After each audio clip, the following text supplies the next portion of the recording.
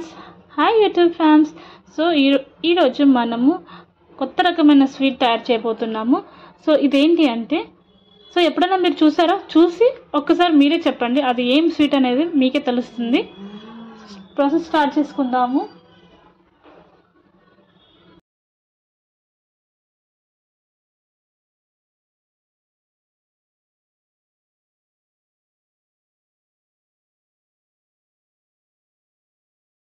So ఇప్పుడు మనము dry fruits అనేది రోస్ట్ చేసుకుందాము. సో దీని గీ ప్లేస్లో మనము ఆయిల్ కూడా యూజ్ చేయొచ్చు, ఏం పర్వాలేదు.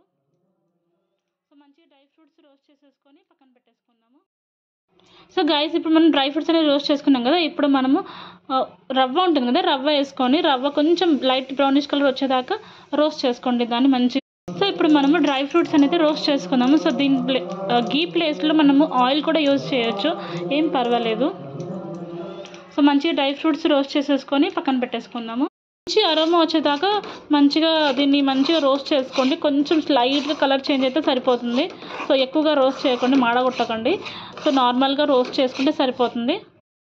సో గైస్, ఇప్పుడు మనం డ్రై ఫ్రూట్స్ అనేది రోస్ట్ చేసుకున్నాం కదా. ఇప్పుడు మనము రవ్వ ఉంటుంది కదా, రవ్వ వేసుకొని రవ్వ కొంచెం లైట్ బ్రౌనిష్ కలర్ వచ్చేదాకా రోస్ట్ చేసుకోండి దాన్ని మంచిగా.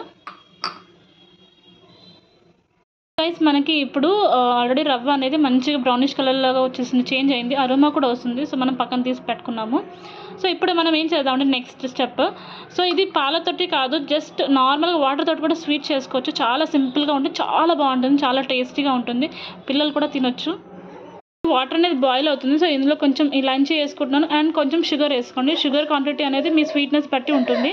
ఇప్పుడు ఇందులో మనము రవ్వ వేసుకుంటున్నాము. రవ్వ వేసుకొని కొంచెం మిక్స్ చేసేసుకోవాలి. మిక్స్ చేసుకొని మనం ఏదైతే మనం డ్రై ఫ్రూట్స్ అవన్నీ రోస్ట్ చేసుకొని పెట్టుకున్నామో అది కూడా మిక్స్ చేసుకోవాలి. అండ్ ఇందులో స్పెషల్ ఇంగ్రీడియంట్ నేను ఒకటి యాడ్ చేయబోతున్నాను. సో దానివల్ల చాలా అంటే చాలా టేస్టీగా ఉంటుంది. ఒక్కసారి చూసేయండి.